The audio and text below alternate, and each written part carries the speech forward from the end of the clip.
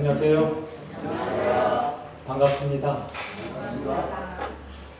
제 기억으로 약 한 7, 8년 전에 우리 마운틴뷰 교회에 와서 제가 주말 부흥회를 한번 다녀간 기억이 있습니다. 그때 우리 성도님들과 좋은 시간을 보냈는데 또 이렇게 한 번의 기회가 더 주어져서 진심으로 우리 하나님께 정말 감사드리는 그런 기도를 드렸습니다. 목사님께서 저를 소개해 주셨는데 우리 임종 목사님은 제가 목회에 나올 때부터 저의 이 목회의 성장기를 계속 지켜보고 계신 분이십니다. 저한테는 개인적으로 큰 형님 같은 분인데 항상 만날 때마다 늘 격려해 주셔요. 뭐 제가 잘하는지 못하는지도 잘 모르시면서 심목사 잘하고 있다는 소식을 듣느라고 우리 목사님의 그 자애로움 때문에 제가 지금까지 하나님의 은혜로 교회를 섬길 수 있다고 생각합니다. 우리 마운틴뷰 교회 우리 교우님들이요, 특별히 이 교회가 저에게는 우리 임종 목사님 부임하시고 난 다음에 큰 집같이 제가 마음 가운데 그렇게 찾아듭니다. 특별히 이 한 주간 우리 성도님들과 하나님의 사랑이 무엇인지, 특별히 창세기에 나타나는 하나님의 사랑이 무엇인지 함께 피자간의 은혜 나누는 그런 시간이 되었으면 좋겠습니다. 사실 목사님께서 지난 주에 오셔서 세카멘토 교회에 오셔서 제가 뭐 괜히 드리는 말씀이 아니라 정말 큰 은혜를 나눠주셨어요.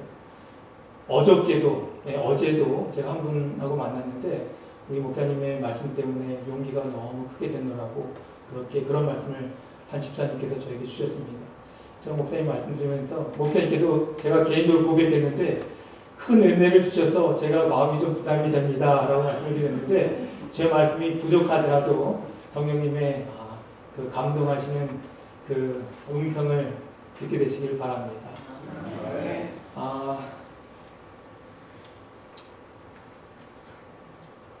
여기 창세기에 나타난 하나님의 사랑이라는 제가 큰 주제를 그렇게 삼아봤습니다. 오늘은 첫 번째 시간으로요, 혼돈과 공허를 넘어라고 제가 제목을 정해봤는데, 여러분 창세기는 우리에게 너무나도 친숙한 책입니다. 그렇죠? 창세기 특별히 1장, 2장, 3장은 우리가 성경 통독을 할 때마다 그래도 1장, 2장, 3장까지는 무난히 잘 지나가는 그런 책입니다. 물론 창세기까지는 잘 가요. 출애굽기까지도 잘 갑니다. 그리고 레위기에 가서 조금 시들해지죠. 그런데 왜 이 창세기에 나타나는 하나님의 사랑을 우리가 잘 파악하는 것이 중요한가? 나름대로 제가 성경을 읽고 말씀을 묵상하면서 이 속에 나타난 하나님의 사랑과 은혜를 파악함이 성경 전체에 나타나는 하나님의 사랑을 발견할 수 있게 됩니다라는 확신을 갖게 되었습니다. 그래서 오늘은 첫 번째 시간으로요, 혼돈과 공허를 넘어라고 제목을 정해봤고요. 여러분 잘 아시는 창세기의 계획에 대해서 제가 좀 잠깐 설명을 드리고자 합니다. 여러분 창세기가 포함된 책이 뭐라고 해요? 우리가 흔히 모세오경이라고 합니다. 이 모세오경은 영어로 저 앞에 피자가 생략이 됐는데 제가 좀 비율이 좀 잘 안 맞는 것 같습니다. 그 페나튜 해갖고 이 펜타튜기라는 말은 잘 아시는 것처럼 five scroll이라는 얘기예요. 그래서 five scroll 뭐예요? 5권의 두루마기 책이다라는 거예요. 그런데 사실 이 모세오경이 잘 아시는 것처럼 창세기, 출애굽기, 레위기, 민수기, 신명기까지인데 원래는 하나의 책이었습니다. 그런데 이 5권으로 된 하나의 책을 5권으로 이렇게 나누는 거예요.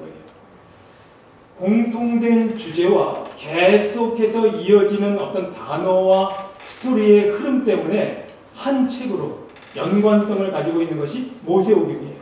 근데 그 중에서도 창세기는 우리에게 너무나도 친근감을 주는 그런 책이기도 합니다. 여러분 창세기가 어떤 책입니까? 창세기는 어떤 책인가? 창세기는 무엇을 말하고 있는가? 창세기의 주제가 무엇인가? 우리가 좀 알아볼 필요가 있습니다.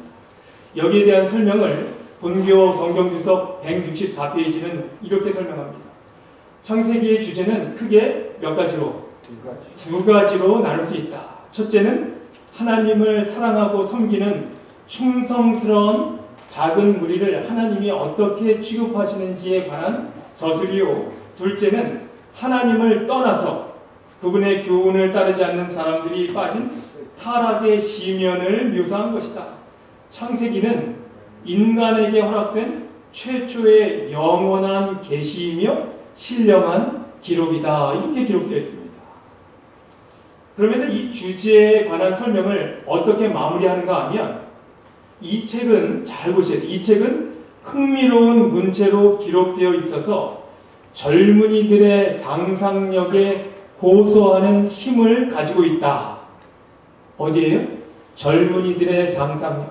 근데 여기서 이야기하는 젊은이는 나이가 어리고 또 연소한 그런 젊은이가 아니라 우리가 가지고 있는 우리의 상상 속에 여전히 존재하는 젊은 상상력을 이야기합니다. 연세가 80, 90, 100세가 되셔도요. 그 머리 가운데 젊은 상상력은 여전히 존재한다는 거예요. 그 젊은 상상력에 호소하는 힘을 가지고 있다. 그리스도인이면 어느 누구도 그것의 연구를 게을리할 수 없고 하나님의 자녀이면 누구나 그 속에서 광채를 발하는 모범적인 인물들을 본받아야 하는 책. 그 책이 바로 어떤 책이라고요? 창세기라는 거예요. 여러분 우리가 2017년 이제 얼마 남지 않았습니다. 한 해의 마지막 시간에 성경의 첫 책을 우리가 읽고 함께 은혜를 나눈다. 이것은 시작되고 다가오는 2018년을 준비하면서 큰 의미가 있지 않을까라는 생각을 해보았습니다. 창세기의 큰 두 가지 주제와 왜 우리가 창세기를 공부해야 할지에 대한 그 의미를 명확하게 본교 성경 주석은 우리에게 설명을 해주고 있어요. 여러분 창세기를 언제 마지막으로 읽어보셨어요? 우리가 창세기를 많이 읽는데 언제 읽어보셨습니까? 아마 여러 번 읽으셨고 또 많이 공부하셨을 거예요. 창세기 1장, 2장, 3장은 적어도 우리의 머릿속에 어떤 구절들이 있는지도 잘 파악하고 계실 것입니다. 이미 그 내용과 의미를 잘 숙지하고 계시리라고 제가 확신해요. 이번 연말 기도주일 기간 동안에 다시 한번 창세기를 우리가 읽고 공부하면서 이 속에 나타난 하나님의 사랑과 은혜를 발견했으면 좋겠습니다. 하나님의 사랑은요, 어제나 오늘이나 영원토록 동일하세요? 동일하세요. 우리 장로님 특창해 주셨지만 우리가 가야 할 그 시온성, 우리가 가야 할 그 본향에 가서도 여전히 우리가 지금 느끼는 하나님의 사랑을 똑같이 느낄 거예요. 지금 하나님의 사랑을 느끼지 못하면 그곳에서 느낄 수 있을까요? 느낄 수 없어요. 동일하신 사랑을 함께 나누게 되기를 바랍니다. 그래서 이 한 해를 마무리하면서 다가오는 새해가 우리에게 더 큰 의미로 그렇게 새겨지게 되기를 간절히 바랍니다. 창세기의 구조입니다. 여러분 창세기를 크게 두 부분으로 나눌 수 있어요. 뭐 여기에 대한 이야기들을 많이 들어보셨겠지만 창세기 1장에서 11장까지를 원래의 역사, 원역사라고 합니다. 오리지널 히스토리 이렇게 이야기해요. 그래서 이 1장에서 11장까지를 원래의 역사라고 이야기하는데 여기에는요 4가지의 중요한 사건이 등장해요. 여러분 창세기를 한번 창세기 1장, 2장, 3장, 4장, 5장을 한번 잘 머릿속에 떠올려 보세요. 어떤 사건들이 나오나요? 1장, 2장에 어떤 사건이 나와요? 창조가 나오고요. 그 다음에 창조 다음에 곧바로 아담과 하와가 타락을 하지요. 그렇죠. 타락 그 이야기 다음에 등장하는 게 뭐예요? 노아의 홍수 얘기가 나옵니다. 그 다음에 뭐예요? 바벨타운 얘기가 나옵니다. 1장부터 11장까지는 원래 역사 가운데 4가지의 중심되는 사건이 등장해요. 그리고 12장에서 50장까지를 뭐라고 얘기해요? 부조의 역사다라고 이야기합니다. 여기에도 똑같이 여기는 사건이 아니라 4사람, 4부조들의 어떤 중요한 인물 4사람이 등장해요. 누가 등장하나요? 첫 번째로 12장부터 11장 말부터 12장부터 아브라함이 나오고요. 그 다음에 누가 나와요? 이삭이 나오고 야곱이 나오고 요셉이 나옵니다. 그래서 창세기를 크게 두 부분으로 나누면 1장부터 11장까지 그리고 12장부터 50장까지 4명의 인물 그리고 그전에는 4가지의 중요한 사건 이렇게 우리가 구분할 수 있어요. 여러분 창세기의 저자가 누군가요? 모세지요. 이 창세기를 누가 썼는가? 모세가 썼습니다. 유대인들과 이 그리스도인들 모두 출애굽 당시에 히브리 사람들의 위대한 입법자요 지도자였던 모세를 창세기의 저자로 우리가 모두 그렇게 간주하고 이야기합니다. 그런데 여러분 18세기 말부터 새로운 어떤 생각, 새로운 사조가 생기기 시작했어요. 이것은 뭔가 하면 모든 전통적인 신앙과 견해들을 일단 한번 의심하고 비평하는 그런 이 어떤 시각을 가져보자 그런 어떤 정신의 사조가 시작됐어요. 그래서 이 창세기가 근대의 비평적인 시험을 당한 첫 번째 책입니다. 창세기가. 그래서 그것이 어떻게 이어졌는가 하면 우리가 잘 아는 성경 고등 비평 시대의 출발점이 됐어요. 그래서 여러분 1753년에 이 프랑스의 궁중의사였던 장 아스트 위크라는 사람이 추측이라는 책을 발간했는데 그 사람이 써서 출판을 했는데 거기서 그는 창세기에 나타난 신격, 그렇죠. 신격의 각기 다른 여러 가지 이름들을 발견할 수 있다. 그러니까 하나님의 이름이 여러 가지로 쓰여졌다라고 이야기하면서 창세기는 여러 자료들을 다 수집해서 만들어진 책일 것이다 라고 이 사람이 주장해요. 하지만 여러분 그럼에도 불구하고 모세오경의 첫 번째 책인 창세기의 저자가 모세라는 사실을 부인할 사람이 많이 있을까요? 네, 별로 없습니다. 모두가 다 모세라고 그렇게 이야기합니다. 누구예요? 창세기 저자는 모세예요. 그러면 창세기의 기록 연대는 언제일까? 창세기는 언제 쓰여졌을까? 여기에 대해서는 약간의 이견들이 있습니다. 얘기들이 조금씩 달라요. 여러분 모세가 몇 살까지 살았어요? 120년 살았죠? 그렇죠? 120세까지 살았는데 모세의 인생을 한번 쭉 우리가 이렇게 나눠볼 수 있습니다. 그렇죠? 모세의 인생을 세 부분으로 나눠볼 수 있어요. 120이니까 3으로 나누면 몇 년이에요? 40년, 40년, 40년 그렇게 나눌 수 있어요. 모세가 첫 40년을 어디에서 살았나요? 예? 처음 40년을 어디서 살았어요? 애굽의 왕조로서 왕궁에서 살았어요. 그렇죠? 왕궁에서 살았습니다. 그러면 두 번째 40년은 어디서 살았어요? 미디안 광야에서 살았어요. 기억하시잖아요. 어떻게 했어요? 애굽 사람 죽이고 도망간 곳이 여기예요. 그렇죠? 그리고 세 번째 40년, 그 다음 마지막 40년 어디서 살았어요? 또 똑같이 광야에서 살았어요. 근데 이번에는 어떤 광야인가 하면 자기 백성들을 애굽 땅에서 탈출시켜서 어디로 향하냐? 가나안으로 향하는 광야에서 살았습니다. 그런데 결국 모세가 가나안에 들어갔어요? 못 들어갔어요? 못 들어갔어요. 여러분과 제가 하늘 본향을 향해서 지금 열심히 지금 우리가 가고 있습니다. 예수님 오실 날만을 우리가 기다리고 있습니다. 여러분 우리가 이렇게 열심히 피곤한 몸을 이끌고 연말 기도 주일에 와서 정말 함께 예배하고 기도하는 적어도 이 자리에 계신 우리 성도님들 우리 하늘까지 가야 돼요? 못 가야 돼요? 여러분 억울해서라도 가야죠. 저는요 억울해서라도 가고 싶어요. 세상에서 하지 못하는 게 여전히 좀 있어요. 하고 싶은 게 좀 솔직히 있습니다. 제가 목사지만 여전히 버리지 못한 미련이 있어요. 솔직히. 근데 그런 거 안 하면서 열심히 하나님 의지하고 사는데 어디까지 가야겠어요? 하늘까지 가야죠. 기왕이면 내가 사랑하는 자녀들, 또 부모님들, 친척들, 친구들, 성도들 함께 가면 좋을까요? 함께 가야죠. 함께 가야죠. 근데 모세가요, 마지막 40년 광야 생활을 하다가 결국에는 그토록 그리워하는 가나안에 못 들어갔어요. 그렇다면 여러분 보세요. 이 40년 중에서 모세오경, 특별히 창세기가 언제 쓰여졌을까? 이 셋 중에서 이 셋 기간 중에 어느 때 쓰여졌을까? 출애굽한 후에 쓰여졌다는 것이 일반 학자들의 그런 추측이에요. 대부분 출애굽한 다음에 쓰여졌다. 그러니까 언제쯤이야?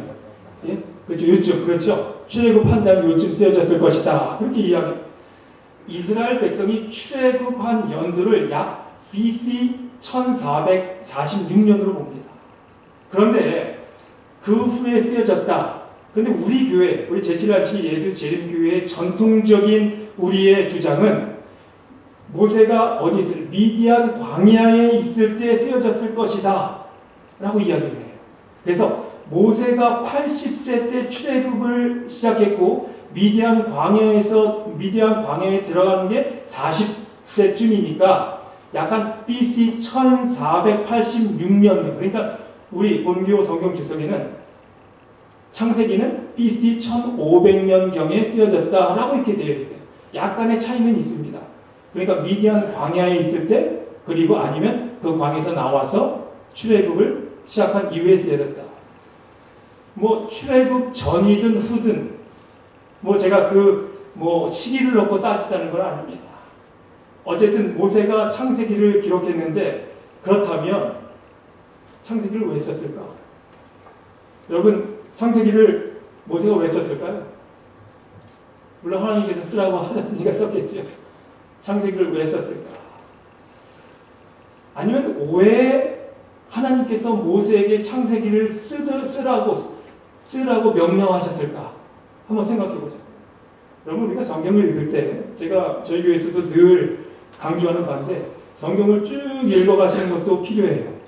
그런데 성경을 읽으시면서 자꾸만 질문을 하셔야 됩니다. 여러분, 유대인들의 학습법 아시죠?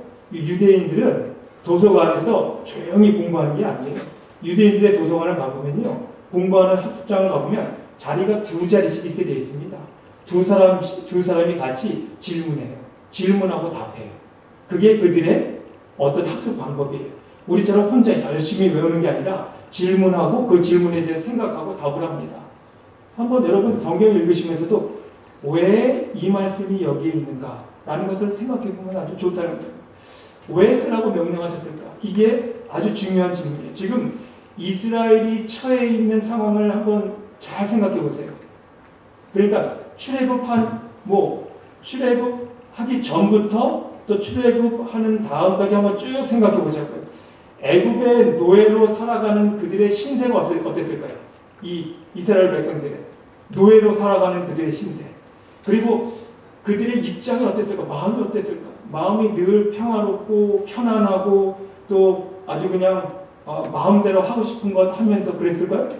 아니면 무언가 부산스럽고 정리되지 않고 뭔가 좀 답답하고 그런 삶이었을까? 전자일까 후자일까? 여러분 언제 생각하시면 되냐면 일제강점기 때를 생각해 보시면 돼요.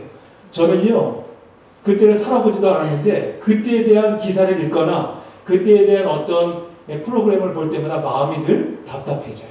그렇죠? 이 사람들도 똑같았을 것이다라는 거예요. 부자입니다. 뭔가 분주하고 답답하고 평화롭지 못하고 그게 그들의 상태였어요.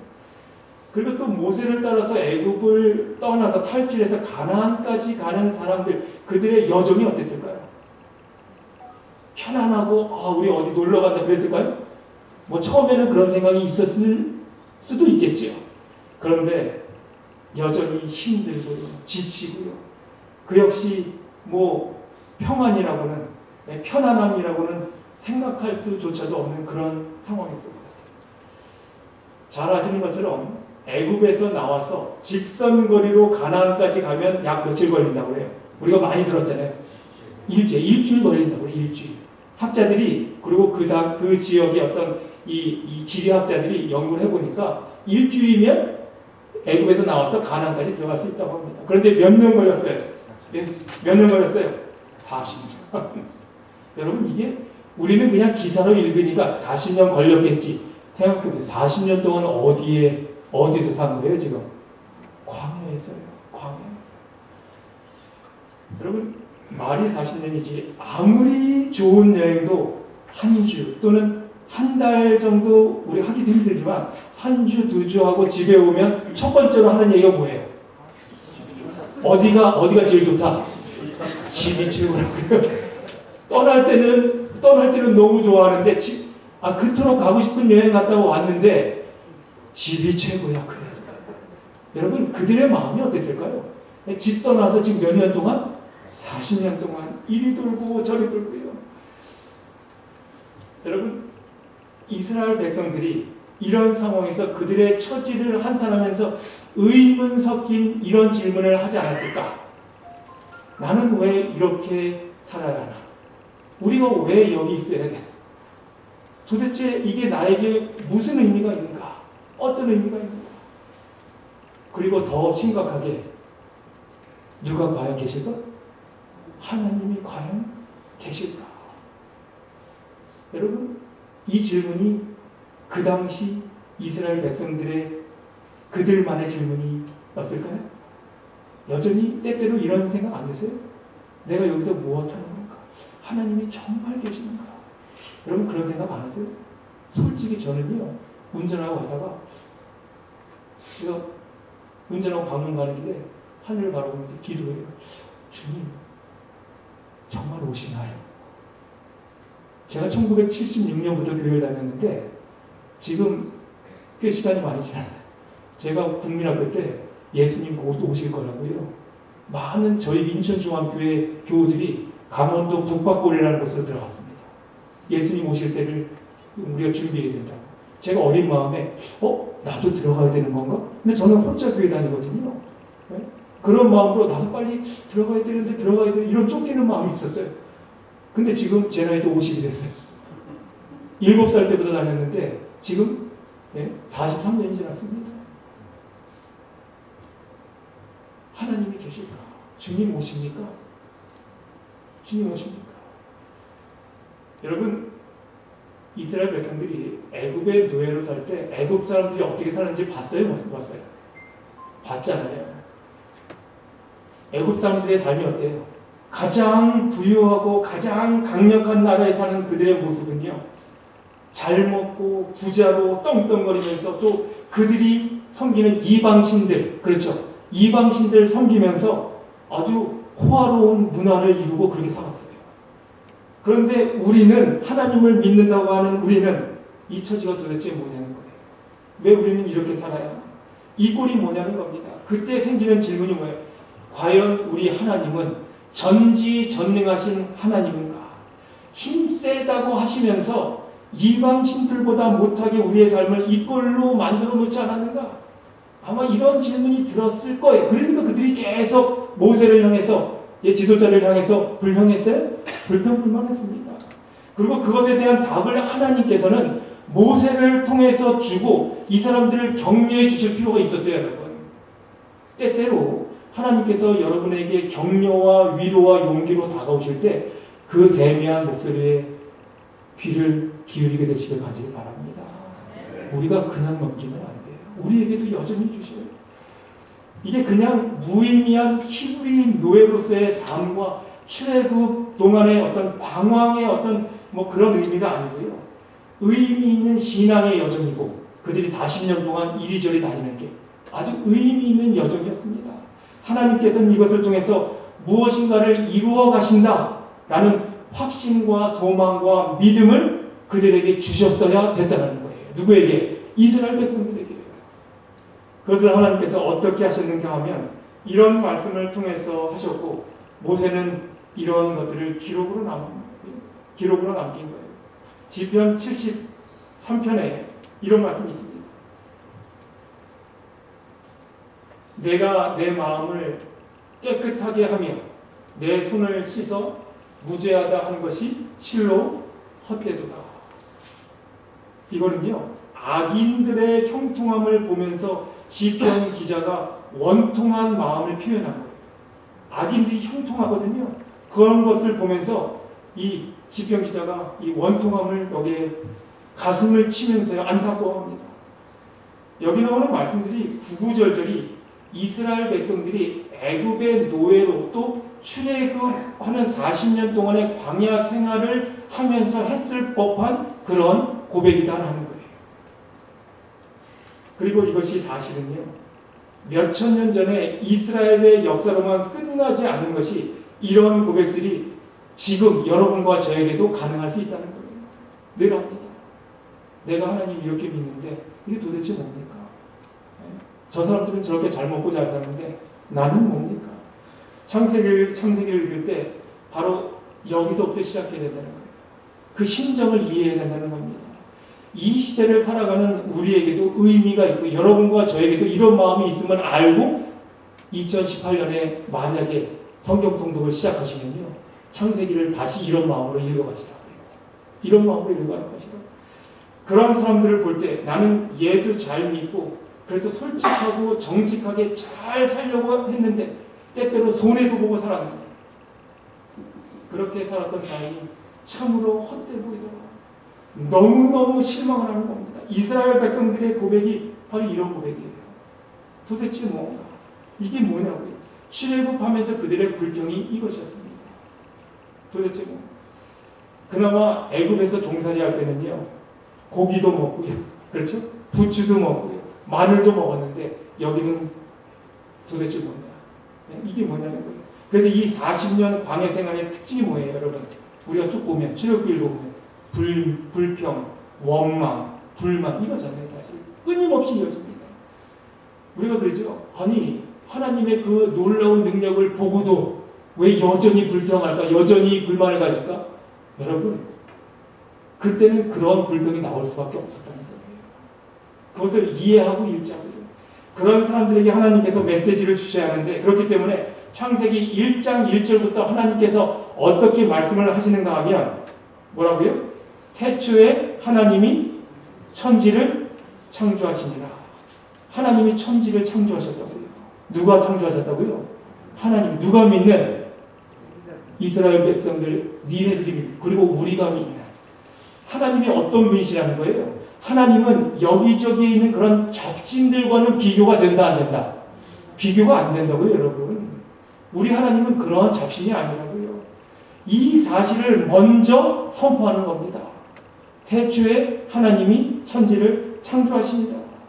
너희들이 믿고 섬기고 따르는 신은 우주 만물을 창조하신 제일 전능한, 제일 힘센 하나님이다. 여러분, 이 사실을 늘 우리 마음 가운데 갖고 살아야 돼요. 그 어디에 가도요, 이 하나님이 내 백이 되기 때문에 내가 오늘 죽는다 할지요. 제가 우리 아이들하고 제처하고 운전하고 갈 때마다 늘 제 와이프하고 아이들한테, 아이들이 어리지만 하는 얘기가, 은혜 엄마, 우리가 운전하고 가다가 사고가 나서 우리 가족이 다 죽는다고 할 때, 지금이 마지막이라고 할 때 하나님께 완전히 100% 서렌더 되어 있는지, 하나님께 완전히 항복되어 있는지 우리가 점검해야 된다. 만약에 80%, 20%는 내 것으로 남겨놨어요.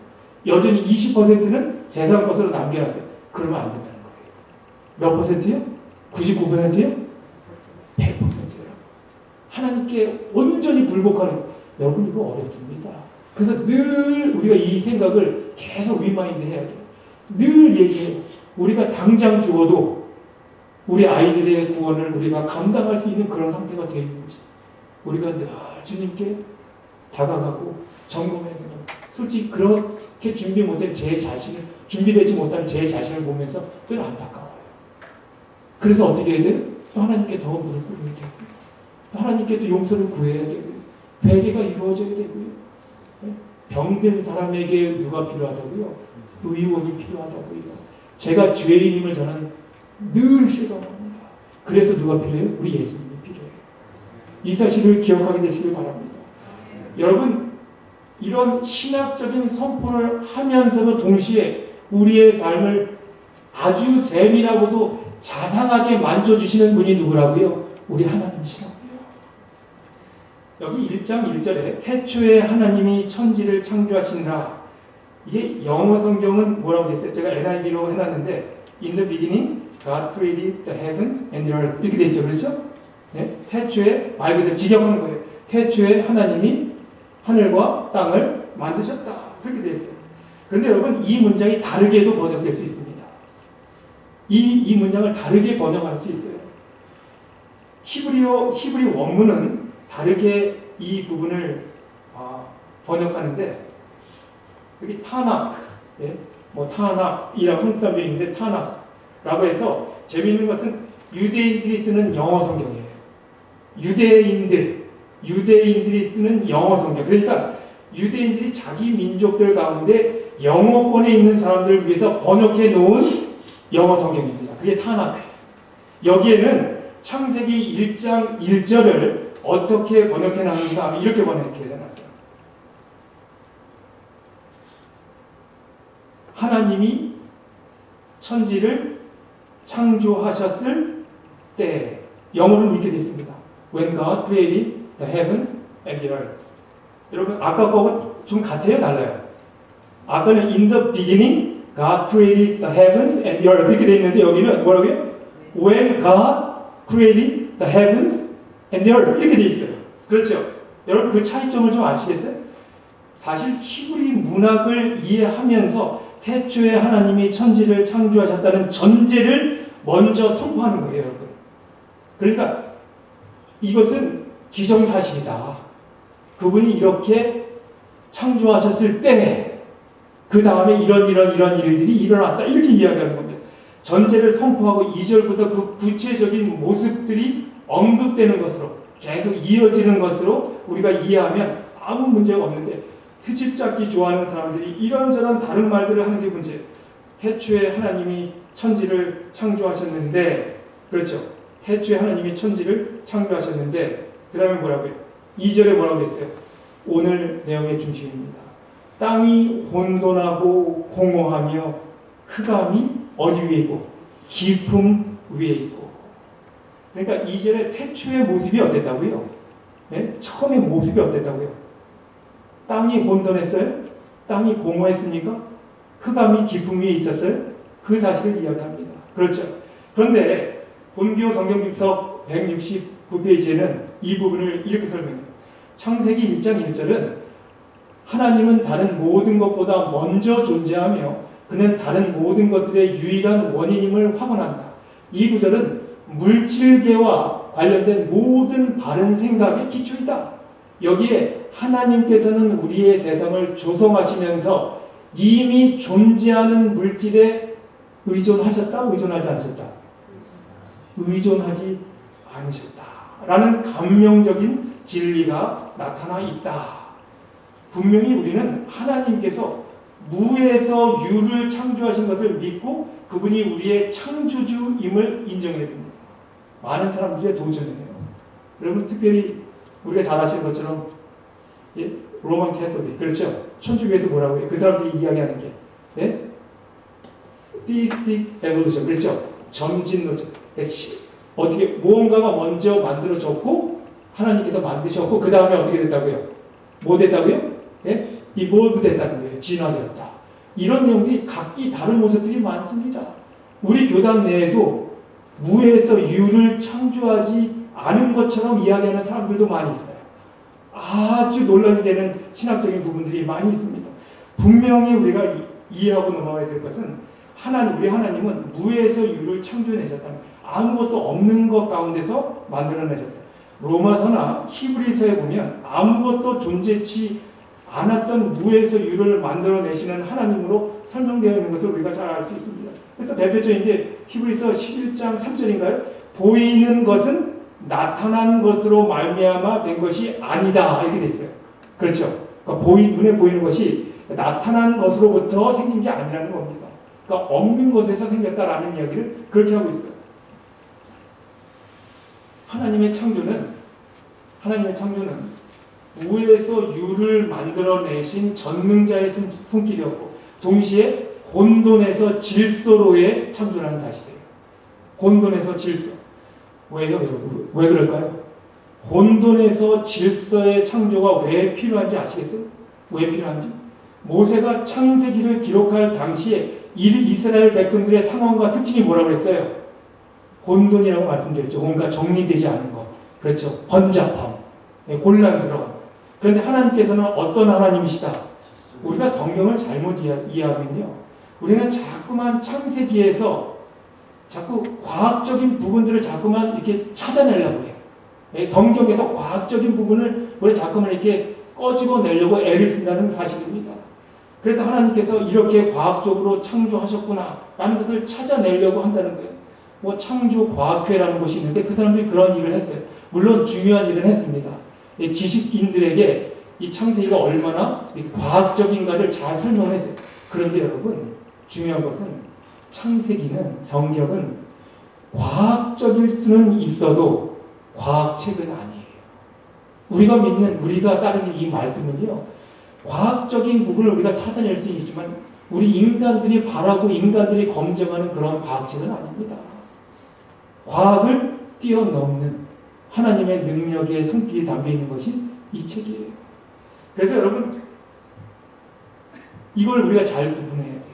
여기에 있는 것들이 그냥 과학적으로 증명되어질 수도 있고 또 과학이 발달 안 되었으면 증명 안 될 수도 있다는 거예요.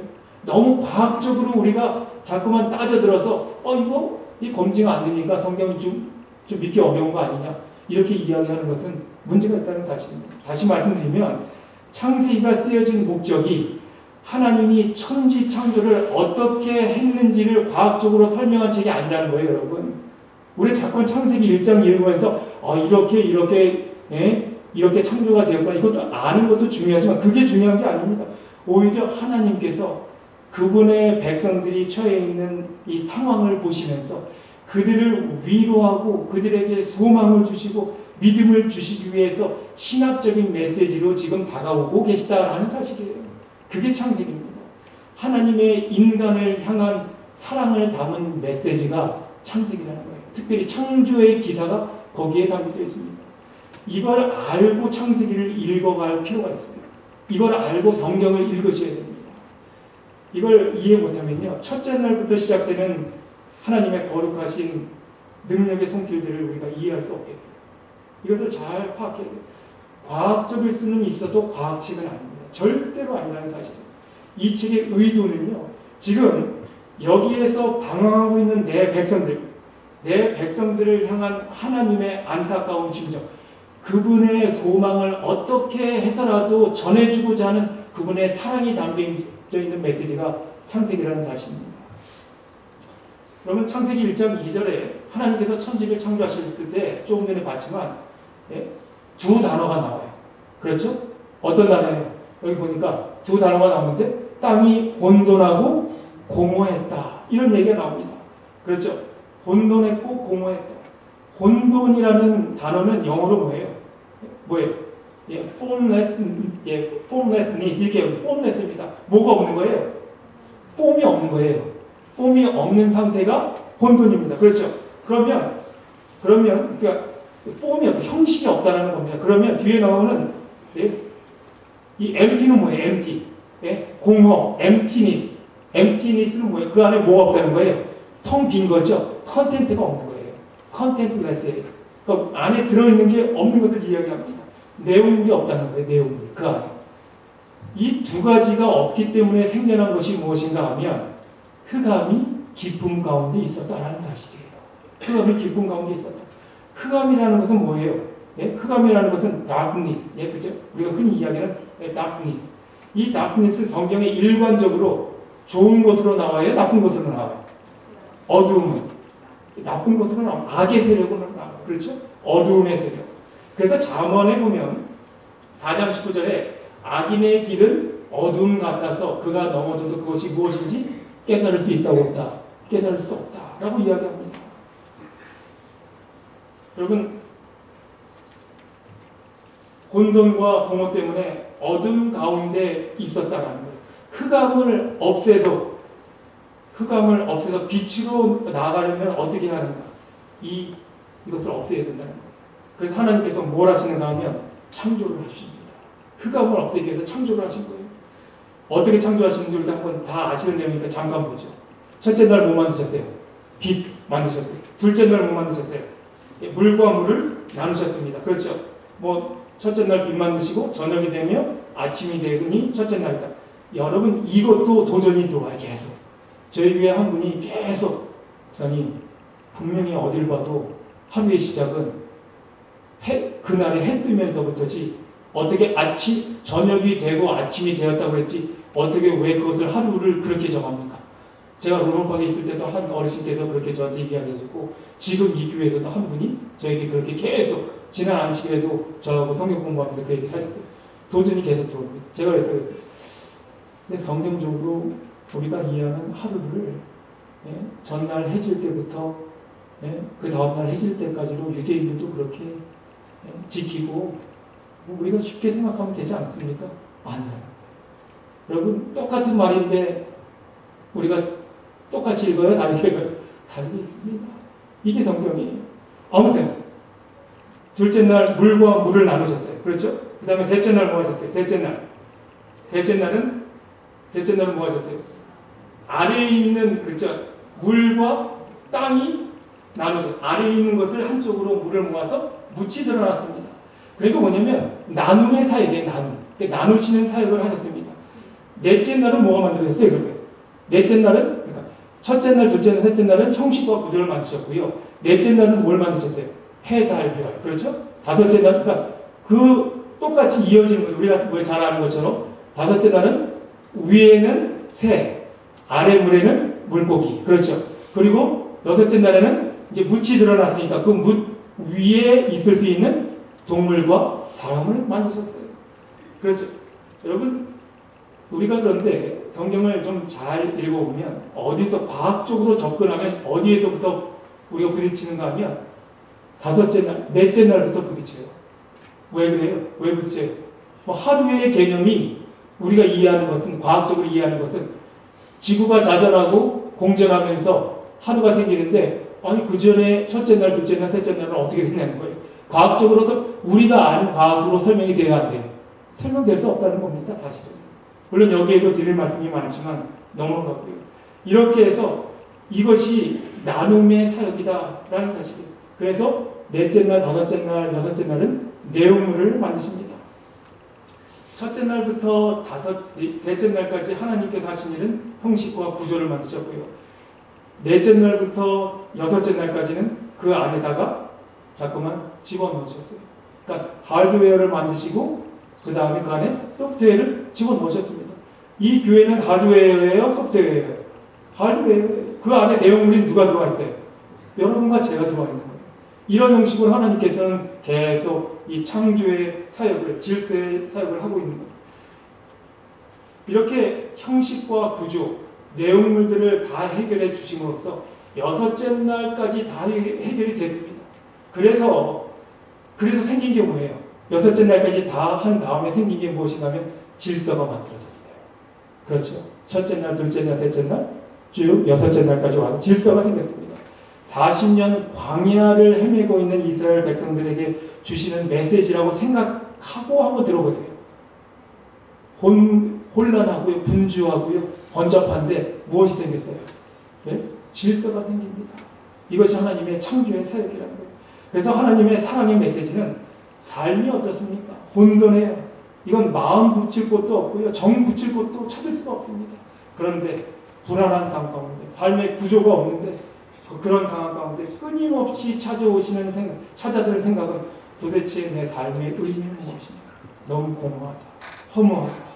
하나님께서 내 삶 가운데 도대체 뭘 원하시길래 내용물 없는 삶에 대한 의심과 의문이 계속 끊임없이 닿고 그럴 때 그것에 대해서 하나님께서 자신의 백성을 위로하고 격려하셔야 됩니다. 나는 창조주 하나님인데 무에서 유를 만들어낸 그런 전지전능한 창조주 하나님이다. 내가 너희들을 그냥 내버려 두지 않는다. 그리고 거기에 덧붙여서 너희의 혼돈과 공허를 없애주기 위해 그런 창조주 하나님으로 너희에게 다가가고 있다. 이 메시지를 주시는 거예요. 여러분 보세요. 바벨론 포로기에 있었던 사람들에게 쓴 내용이라면, 만약 바벨론 포로기에 있었던 사람들에게 쓴 내용이라면 그 의미도 같을까요? 다를까요? 똑같겠죠. 똑같습니다. 바벨론 포로기에 있었던 사람들의 삶을 생각해봐도 똑같죠. 포로로 잡혀갔으니까요. 평안이라고는, 평화라고는, 편안함이라고는 없었습니다. 혼돈과 공허. 그래서 예레미야서에 뭐라고 되어 있는가 하면 내가 땅을 본즉 혼돈하고 공허하며 하늘들을 우러른즉 거기 빛이 없다. 어디선가 많이 우리가 조금 전에 보던 말씀이죠. 바로 이 얘기예요. 이게 어느 때 나오는 이야기인가 하면 이방의 침략을 받고 황폐해진 이스라엘 사람들의 땅을 묘사하고 있는 겁니다. 이게 혼돈하고 공허하고 하늘을 우러러본즉 빛이 없다. 우리가 어떤 일을 당해서 크게 놀랄 때 뭐라고 얘기해요? 앞이 캄캄하다. 앞이 캄캄하다. 이게 너무 질서가 없는 겁니다. 무질서한 겁니다. 그런 삶 가운데서 내 삶이 흑암의 세력 가운데 잡히게 되어버렸다. 이런 고백이 예레미야서를 우리가 쭉 읽어보면 잘 아시겠지만, 그런데 결국은 하나님께서 그런 것들을 다 견디고 다 이겨낼 수 있는 빛 가운데로 인도하셔요. 빛 가운데로 인도하셔요. 혼돈과 공허의 삶 속에서 우리가 누구를 바라보아야 할 것인가? 누구를 향해서 가야 할 것인가? 만약에 여러분 우리에게 이런 고백이 가능하시다면 지금 나의 삶은 구조가 없습니다. 그러다 보니까 도대체 왜 살고 있는지 의미를 내 스스로 찾을 수가 없습니다. 관계들이 깨지고 가정이 힘들어지고 경제적으로도 힘듭니다. 도대체 내가 여기서 뭘 해야 되는지 모르겠습니다. 이런 흑암이 깊음 가운데 있는 생각들로 뒤엉켜 있을 때 우리 하나님께서 우리에게 어떻게 다가오시는가 하면 구조와 형식 가운데 의미를 찾을 수 있도록 빛이 있으라 말씀하셔요. 빛이 있으라. 여러분 창조의 클라이맥스가 뭐예요? 창조의 클라이맥스가 몇째 날이 있었습니까? 네? 몇째 날이에요? 창조의 가장 첫째 날, 제가 질문 다시 드릴게요. 첫째 날부터 일곱째 날까지 중에 제일 중요한 날이 어느 날이에요? 자신 있게 여섯째 날이라고 하셔야 돼요. 많은 분들이 일곱째 날 이야기하시는 분인데, 일곱째 날도 몇째 날에 만들어진 사람, 몇째 날에 만들어진 것들을 위해서 있었어요. 여섯째 날. 창조의 클라이맥스는요, 여섯째 날이에요. 누가 만들어졌기 때문에? 사람이 만들어졌기 때문에. 그래서 여러분, 사람이 창조의 클라이맥스입니다. 결국 클라이맥스는 여섯째 날, 마지막 날에 인간들이 만들어졌기 때문에 우리를 사랑하시는 하나님의 배려와 섭리가 그 안에 담겨 있어요. 클라이맥스는 여러분과 저입니다. 다른 게 아니에요. 인간을 하나님께서 어떻게 창조하셨다고요? 잘 아시는 것처럼 하나님의 무엇을 따라서? 형상을 따라서 만들어졌다고요. 그래서 여러분 우리가 한번 살펴보자고요. 누구의 형상을 따라서 만들어졌는가? 하나님의 형상을 따라서 만들어졌다고요. 여러분의 삶이 어떠신지 모르겠습니다. 미국으로 이민 오셔서 이곳 마운틴뷰 지역에 정착하고 지금 열심히 살아오고 계세요. 그런데 어떤 삶을 살고 계세요? 날마다 정말 기분 좋고 긍지가 생기고 아침에 일어나면 정말 활기차고 그런 삶을 살고 계십니다. 그렇다면 잘 하고 계신다고요. 하나님의 은혜로 이 질서 가운데로 들어오셨다면 그 열매들을 바라보시고, 그런데 아직 그렇지 못하다면 내 삶을 질서로 만들어주시는 하나님을 거듭거듭 바라보시기 바랍니다. 그분만이 우리를 질서. 그래서 여러분 우리가 이런 상황 가운데 있든지 이런 상황 가운데 있든지 이것이 다 하나님의 사랑이에요? 은혜라는 거예요. 이게 하나님의 은혜입니다.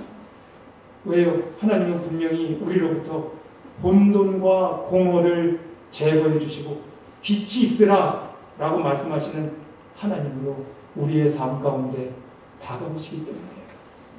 땅이 혼돈하고 공허하며 흑암이 깊음 위에 있고 하나님의 신은 수면에 운행하셨다. 비록 이런 삶 가운데서 나는 괴로워 죽겠다라고 눈물을 흘리는 그런 삶일 수도 있지만 하나님께서 우리의 삶을 지켜보고 계시다는 사실을 기억하고 계시길 바랍니다. 그렇다면 왜 이런 혼란과 공허를 우리에게 허락하셨는지 우리가 내일 좀 이어서 함께 공부하도록 하겠습니다. 그리고 우리가 회복해야 할 하나님의 형상은 무엇인지 우리가 다시 한번 말씀으로 들어가서 깊이 나눠볼 때 여전히 우리를 사랑하시는 하나님의 사랑이, 그분의 은혜가 나와 함께 있다는 사실을 기억하시는 여러분 가지가 되기를 간절히 바라면서 오늘 말씀을 드리도록 하겠습니다. 아멘.